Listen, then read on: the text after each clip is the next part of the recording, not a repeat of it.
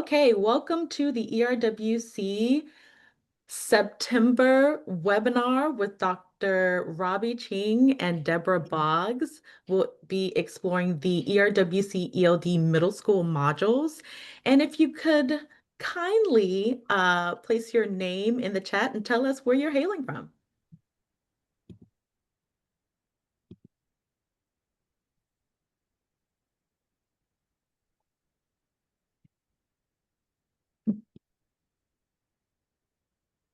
Oh, welcome to the Oregonians. Yes.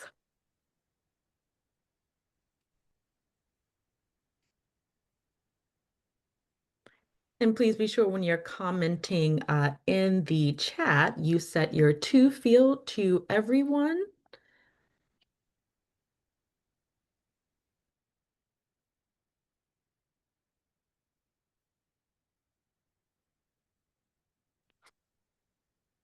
I see some module riders out there. Hawaii, welcome. Oh, Modesto, my stomping grounds. Hey, Maria. Or Hawaii. Hello from LA. Hello to LA. Corona, Del Monte. Good to see everybody.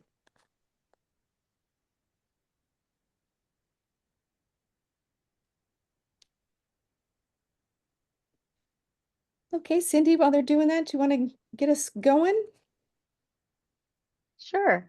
Hi, everyone. I'm Cindy Pack. I'm the co-director for the Center for the Advancement of Reading and Writing at the CSU Chancellor's Office. And today we have two special guests, and it is just with pleasure that I introduce to you Dr. Robby, Ching, and Debra Boggs. As Kia mentioned, they bring a wealth of experience and a deep commitment to our ERWC committee. They have extensive backgrounds and experience in module development, curriculum design, and served on this serving on our steering committee, as well as Debra Boggs leads our curriculum work group. So welcome, ladies. I know over the summer you have gone up and down the state presenting 1-day and 4-day workshops for our middle school teachers. And so I turn it over to you. Okay, good afternoon, everybody. I'm going to get us started, and then Robby and I are going to trade off. We have a lot of information for you, so we're going to kind of power through this. And so another thing that I meant to take that bit.ly out. Don't bother with the bit.ly. But if you could put in the chat what interests you about ERWC middle school and what information or what questions you have that about the middle school curriculum. So just quickly, because I know I saw a lot of very experienced ERWC alum out there. You know that ERWC, that what makes our curriculum special is that we have flexibility and respect. So we create curriculum that gives you the flexibility to make those instructional decisions for your context. And then we respect your professional expertise, and then also the intelligence of our students, so that they can accomplish really complex tasks, engaging with complex texts. And we all know that what ERWC is not. It's not watered down, scripted, packet-based. It's not remedial. It's not only college prep. It's not only ELD, right? So we are about literacy and language development for all students. And we want all students to develop those analytical and critical thinking skills. It's not just expository. In fact, our middle school modules have a lot of literary text, novels, and graphic novels and other kinds of disciplines. And again, because we're flexible, there is no lockstep approach to teaching. So we created Robby and I were part of the team that started back in 2016 to create a new kind of ERWC that really met the expectations of California's approach to language development. So it includes a full course of activities for the integrated ELD or the ELA classroom, and another full course that is contingent for the ELD classroom. So the ERWC-ELD materials were designed to be used by teachers in paired situations where an ELA teacher would be collaborating with an ELD teacher around the same core instructional cycle. We know that that's been very difficult to achieve in a lot of places, although we've had a lot of success in moving some schools in that direction. So we do provide support for how to do what we call the single course pathway, where you're going to be pulling from both sides of that instructional zipper to support students in either an ELA only or an ELD only classroom. In that regard, we really do focus on understanding how English works at multiple levels, because we know that a core part of advanced literacy skills is your ability to understand how English works. So we work at the text level, sentence level, clause, phrase, and word level, and students work to construct and deconstruct and reconstruct texts in both their ELA and ELD classes and build their literacy, comprehension, and language skills simultaneously. So Robby's going to talk to you about the ARC and the assignment template. We've been working with a colleague at West Ed, and she and her friends at West Ed came up with this new graphic. It's the same old ARC that has governed ERWC curriculum from the get-go, but she created one that she hoped would be more transparent for teachers to understand how the ARC structures the curriculum. So as always, we begin with the professional text. We move through preparing to read, reading purposefully, and questioning the text, taking students, guiding students through the steps that expert readers use when they read texts. Then at discovering what you think, students are ready to join the conversation, to contribute their own ideas on whatever the topic of the module is.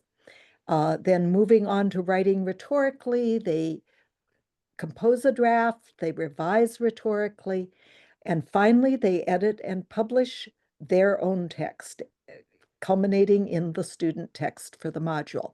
And we use text broadly because in a number of our modules, the text is not an essay, not even a written text in the traditional school sense, but we have PowerPoint presentations, we have TED Talks, we have a variety of different ways, an infographic that students produce as the culminating task for their module. As always, the assignment template is the structure for each of the modules. For the middle school modules, we made a few tweaks to the assignment template to foreground particularly the focusing on language, asking students to think about how the professional text writers are using language for rhetorical purposes, and then when they're writing their own texts, how they can apply what they've learned during the reading process to writing the texts and build a safe place where they can read the texts and collaborate in discussions, share their work with their fellow students. So 6th grade, it's based on facts of life, short stories by the Latino author Gary Soto. 7th grade, sharing stories, creating community. 8th grade, living beyond borders, growing up Mexican in America. And we urge teachers to begin with those modules because they are intended to launch the curriculum for the year as a whole. Teachers then can choose the order in which they teach the subsequent texts, but each year, each grade level ends with either a graphic novel, or in the case of Booked, it's a novel in verse. And those are at the end of our year of instruction simply because they are particularly engaging and they're a good way to end out the year as students begin to wind down and get ready for their summer. But again, teachers can choose the order in which they teach and have successfully taught these modules in a different order than what you're seeing here. The texts that we chose, that our module writers chose, are intended to reflect the diversity, the breadth of the students in schools in California and in our partner states. So we have books about the Mexican-American experience, books about Asian experience, books about African-American experience, and our issue modules are issues that are hot topics at the moment that students can engage with and come up with their own positions on those topics. We have a scope and sequence for grades 6 through 8. We have not created that for the high school as of now, but this is a way to get an overview of the modules, and we pulled out the key features of those modules and put them all into this scope and sequence. So as you are thinking about using the modules, you can see the whole sweep of a year all in one place. And they're available for both for 6th, 7th, and 8th grade. Again, the modules are available in the online community. Anyone who is a certified ERWC teacher has access to the modules, and teachers who want to become certified can go through a ERWC certification workshop to get access.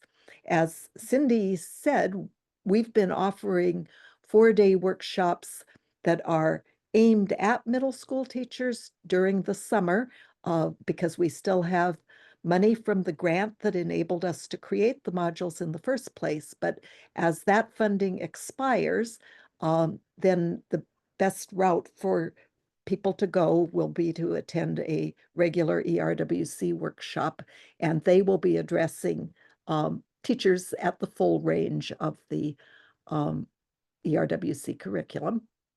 And Debra is now going to introduce you to one of our modules. Okay, so we're going to take a look at Living Beyond Borders and just a couple of example activities out of this module. And I know there's probably questions about that scope and sequence, and toward the end of the webinar, if Cindy doesn't have access, I can drop a link to that. It does not live online yet.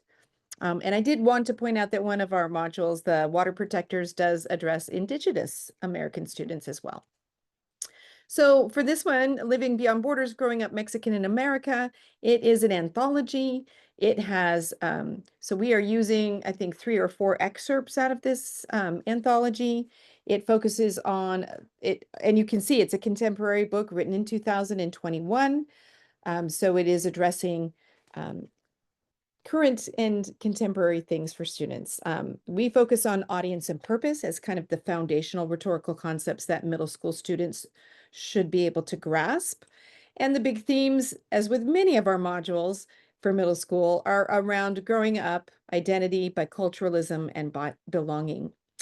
We use mentor texts in the modules for middle school. And when we talk about mentor texts, these are models for student writing. So they are learning about how to write from the professional text that they read.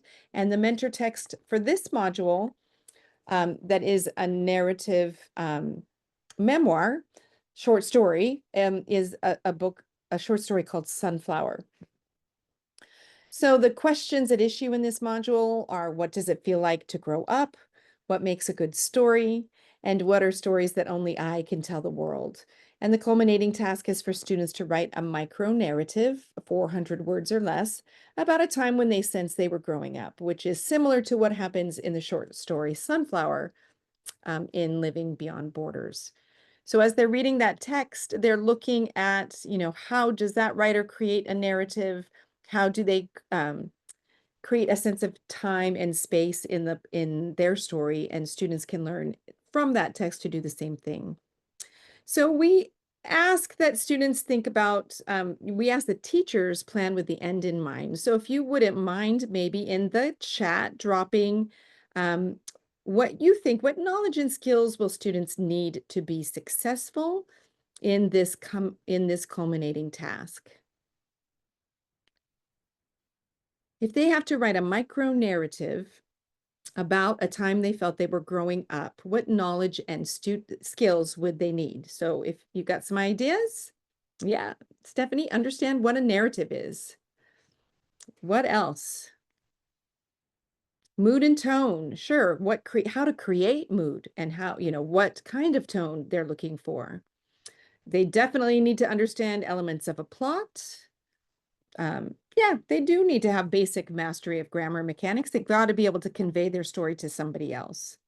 Yes, definitely looking what they think growing up is, because they're still really young, right? But even though they're young to us, they feel grown up in their own eyes. So they've got some experiences that they can draw from as well. How to embed a theme, how to create the setting. Sure, you guys are coming up with some really great ideas. So what we ask teachers to do is, as we're in the workshops with them and thinking about planning, we want them to think about how these activities throughout the module are going to prepare students to be successful in this culminating task. Oops. So we always have module learning goals. And so you can see the learning goals are very aligned with what students are going to be asked to do, to write and revise a compelling first-person narrative. They're going to need to read closely. They're going to have to follow agreements and engage effectively in collaborative conversation, and then, questioning each other and different perspectives. And again, knowledge of cohesion and structure. So they have to understand how a text hangs together and how to structure something like a narrative. In designated ELD, they further are examining how to structure cohesive texts, specifically by applying their understanding of how English works, expanding and enriching ideas, and how to connect and condense ideas. You can see that those goals are right out of the ELD standards.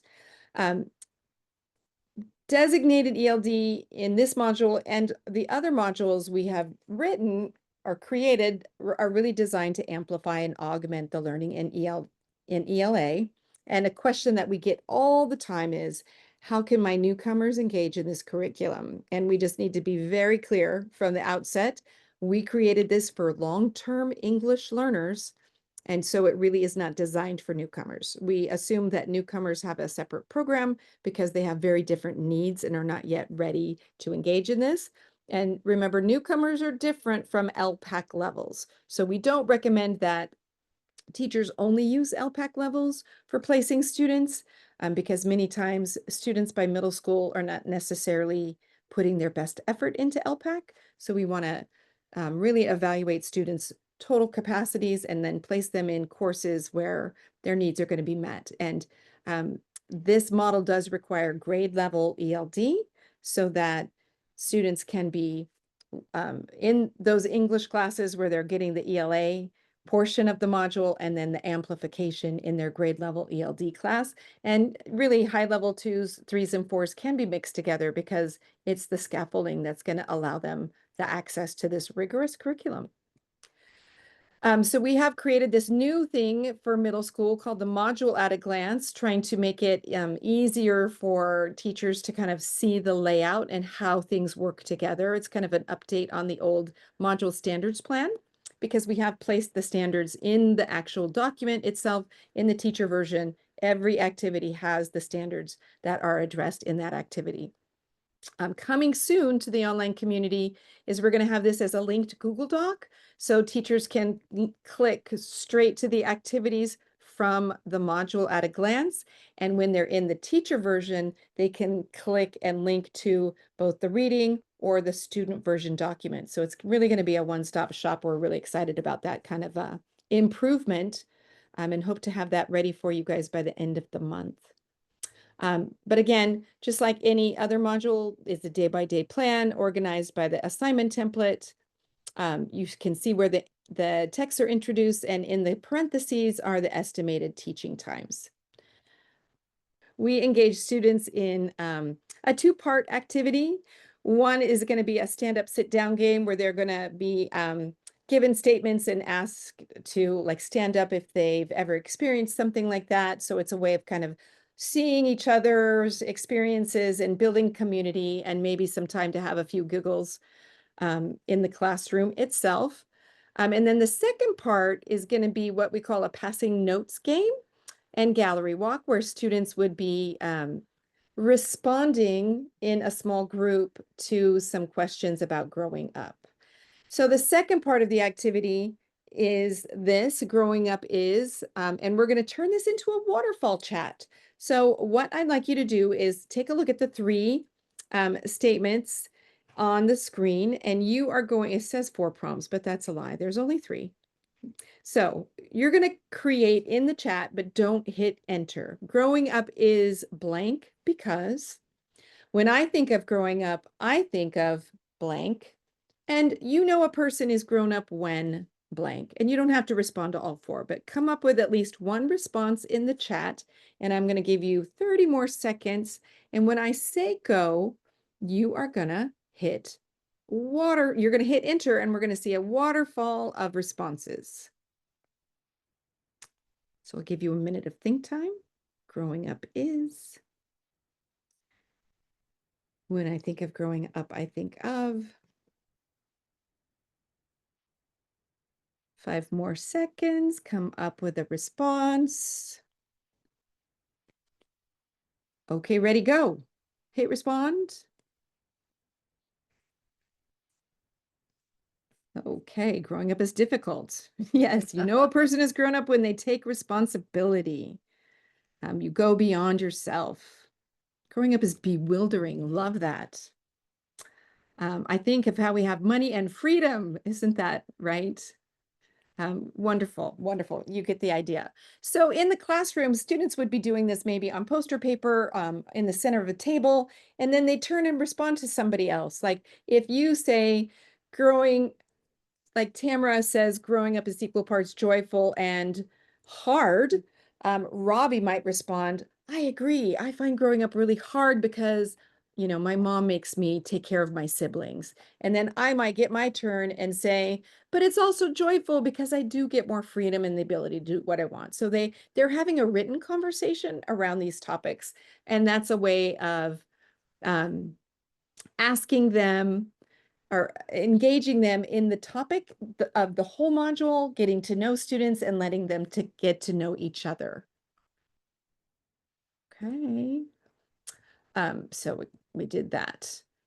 So this is the activity in the classroom, and they'd be doing this rotating around, and then they'd have a chance to walk around and see the gallery of their peers' responses. And then they'd have a metacognitive conversation about like, what do they see? What stands out to them and why? So it is a lot of, so they're doing some listening, they're doing some speaking, they're definitely writing and responding. So you're really capturing all of the modalities here in just this activity that happens in their ELA classes. So when you think about any of these questions, feel free to drop in the chat your thoughts about how would this help students build their language skills? How would it build student engagement for the module? What formative data could you find about your students by engaging in this curriculum? And Tamara, the only way to review the curriculum is to attend a workshop because it's all behind a password protected.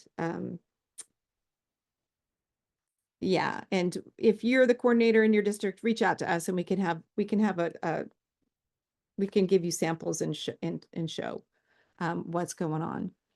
Yeah, so thanks for responding, Debra. Students do crave connection. They love to talk to one another, especially about themselves, their favorite topic. What formative assessment would you be able to gather about your students?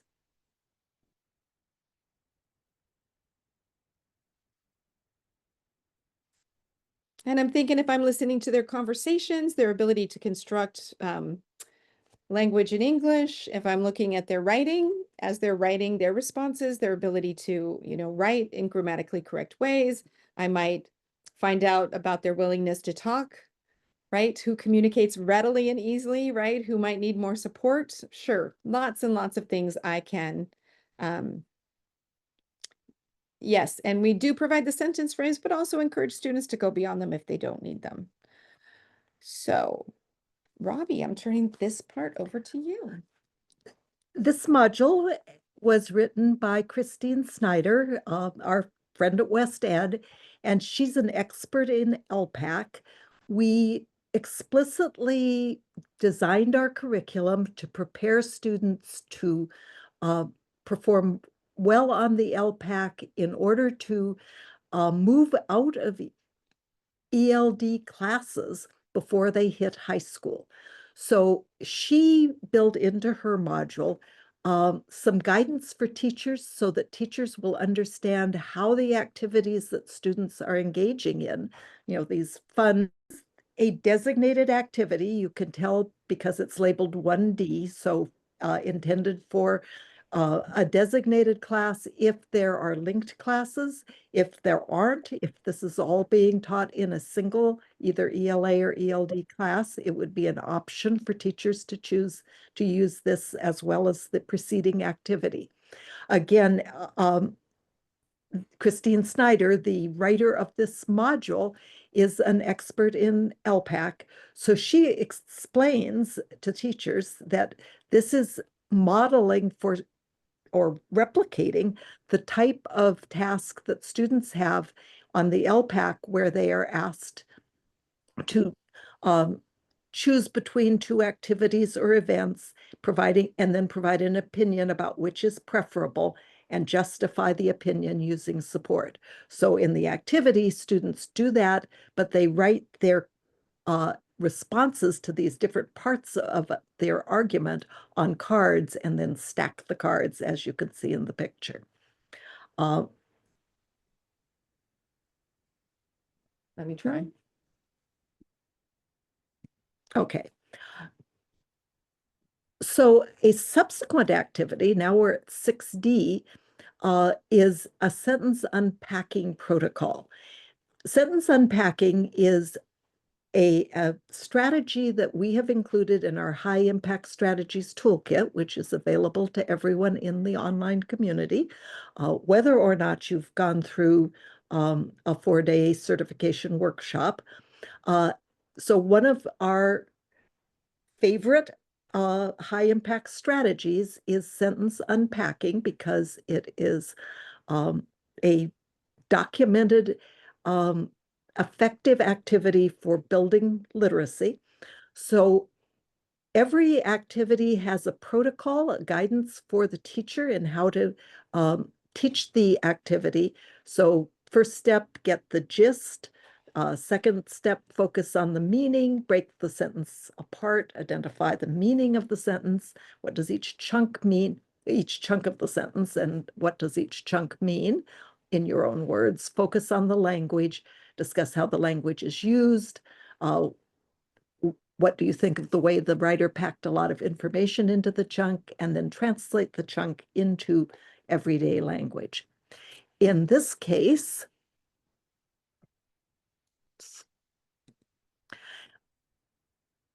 the sentence is a poem. So the first sentence to unpack is the first stanza of the poem.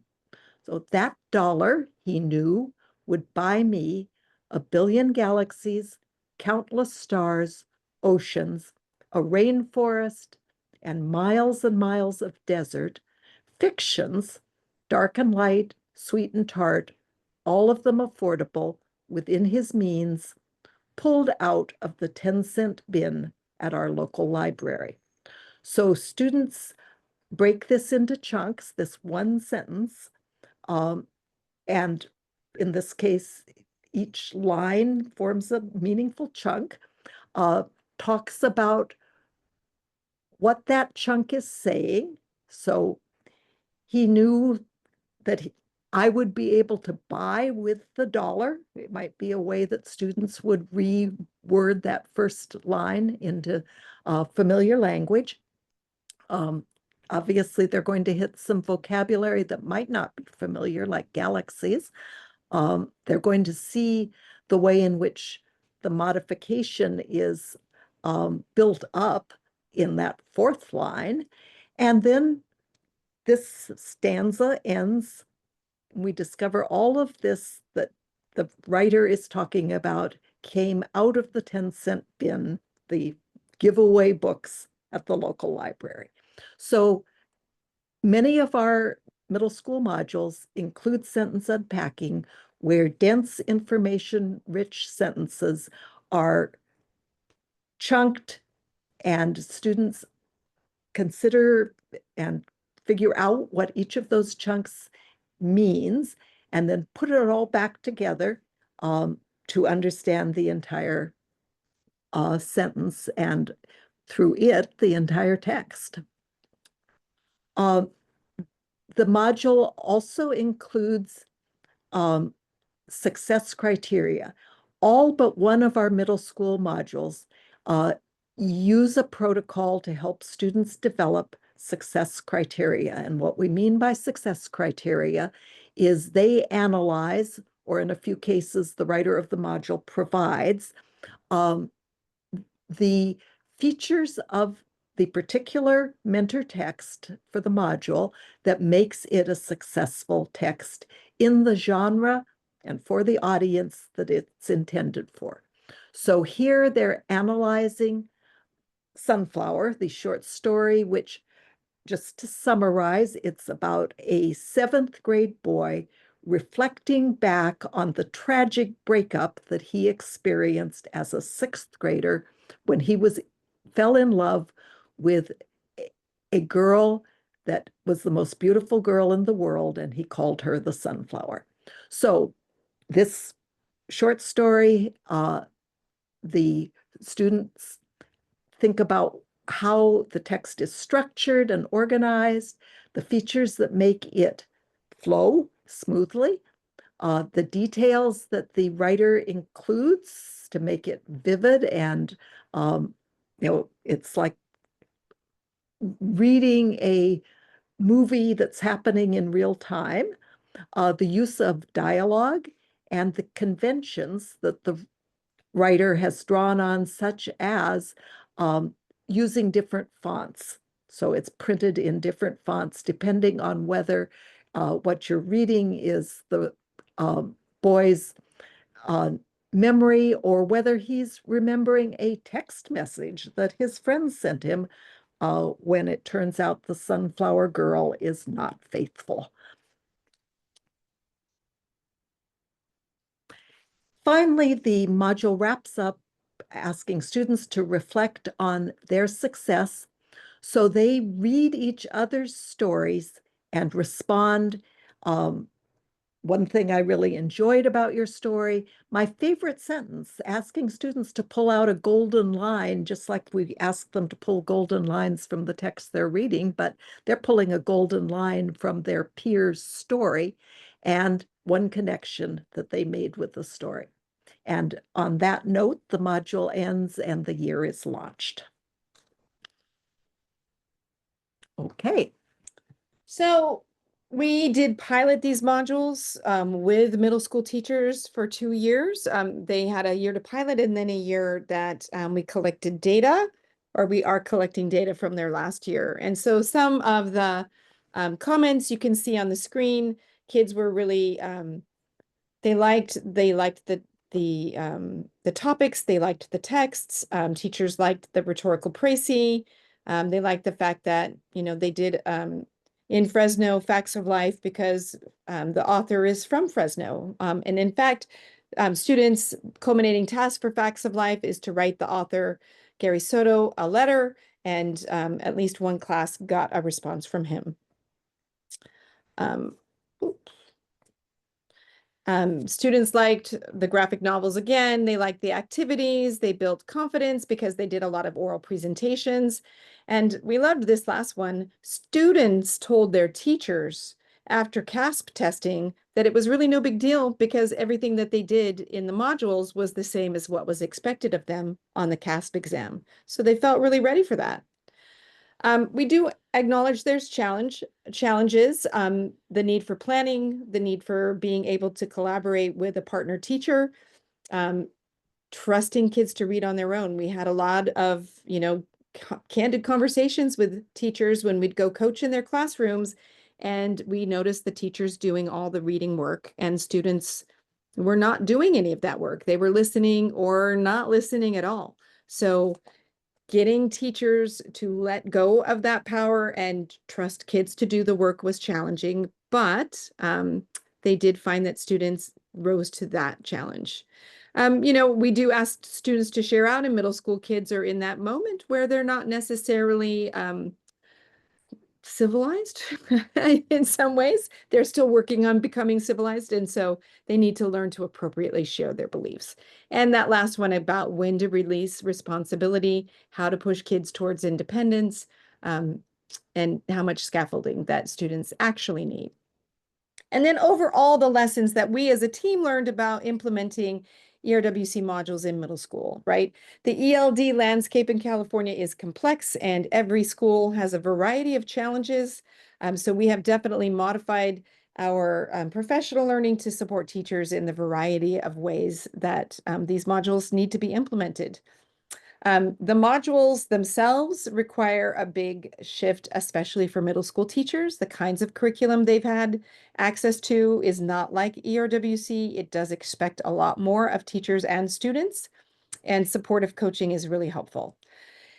And, for teachers to make the shift to student-centered classrooms requires those well-designed protocols and lots of professional learning. And again, coaching really helps. Language development is central to ELA and ELD, and teachers have to see language development as central to literacy.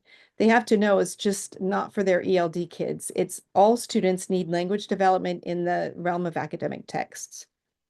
And reading challenging texts is challenging and should be challenging. We cannot shy away from that challenge, but we have to help students meet the challenge and provide the scaffolding and support that they need to be able to do that. And then that idea of mentor text so students can do the writing is really essential. So how to get certified? We have the 4-day introductory workshops now for middle and high school teachers. At this point, the workshops are still focused mostly on high school teachers, but middle school teachers can attend. Robby and I did the first 2 days today of a middle school focused workshops where we had high school teachers attending and everybody got along and it was okay. We are working on creating a virtual middle school introductory workshop for people who have a hard time accessing in-person workshops or who just want to do middle school only. And so stay tuned for that, is coming soon. And then you can check the online community for opportunities for both virtual and face-to-face workshops to become certified. Otherwise, we could do customized workshops for your school or district. Those would have to be fee for service, so you'd have to pay for workshop providers to come to you. And if you are interested in something like that, you're going to contact Cindy Peck at this email address for more information. Future webinars. So this is the launch of our middle school focused webinar series, and you can see that we have one coming up in October, January, April, and May, and they are both going to feature module writers talking about topics that are embedded in their modules. So I think next up is going to be Matt Moberly and Seth from CSU Stanislaus. They wrote a module called Keeping California Wild, which does a lot of online reading. Students are reading online websites, and so how to make use of text features to improve their ability to read online. Then they're going to be working on transferring ERWC skills beyond the module, collaborative conversations and LPAC engagement, and implementing UDL strategies in ERWC. And that's the link. We'll try to grab that. If you're interested in professional learning, we'll grab that link and drop it into the chat. And there's our email addresses. So we have about 15 minutes left for questions. So we can either read questions out of the chat or feel free to come off mute and ask your questions out loud. I think we answered a lot of the questions, Debra and Robby, but there's one, someone asked, are students helping to create the success criteria as part of their reading rhetorically? Yes, they are. So yeah, students are creating that success criteria for sure. And that's their support in the module to do that. Carmen, you wouldn't want to just use the designated side because it's contingent on the integrated side. So what you'd have to do is have teachers, if you're going to use it in ELD only, which is way it has been used, but teachers need to create what we call a single course pathway by pulling from both sides. And that is part of the workshop. Plans to add more modules? Dear God, we just finished these people. Oh, yes. I mean, of course, we always want to make more, but not in the near future because we're focusing now on building out 9 and 10. And teachers or schools are filling the gaps in a variety of ways because they have already adopted core curriculum. They're making use of that in between. And we're helping them to apply the ERWC ARC, an assignment template, and some of the high impact strategy toolkits to really make those other curriculum more like ERWC. Yes, it is a complete curriculum, probably not for an entire program because there are only 5 modules. And if every module is 4 weeks, that's only about 20 weeks of instruction if you were to implement it in both sides. So, you know, teachers could look at this as supplementary material, or they could use it as a foundational piece and augment with other novels and units that they have. Where's the pre-order link? Haha, Alex, you have to get in the online community. Yes, you can mention that, Kia. You can get units for attending middle school workshops and a digital badge that says you're a certified teacher because we are super high tech these days, thanks to Kia and her work. Yeah, and there are a lot of novels, again, as you looked in the scope and sequence document, there are novels in there, and you could add more novels or you could add other units. There's a question. Oh, go ahead. Question about if people use the middle school modules as their ELA curriculum, does that mean that every teacher would have to attend Yes. A multi-day workshop? It's a 4-day workshop. It is a 4-day workshop, and in order to get access, you have to complete the 4-day. But if you, I think, Tamara, you asked earlier, you are a coordinator, right? You just want to view the curriculum just to see if it's something that your teachers are interested in. Debra and Robby can possibly meet with you and maybe go over one module just so you can see the themes that arise from it, and it's the commonalities between all of the modules that might help you decide. Yeah, and I think too, it's just a great opportunity to think about you know, how to support your teachers. And one of the things we know is that they're going to do better with implementing the curriculum if they're trained.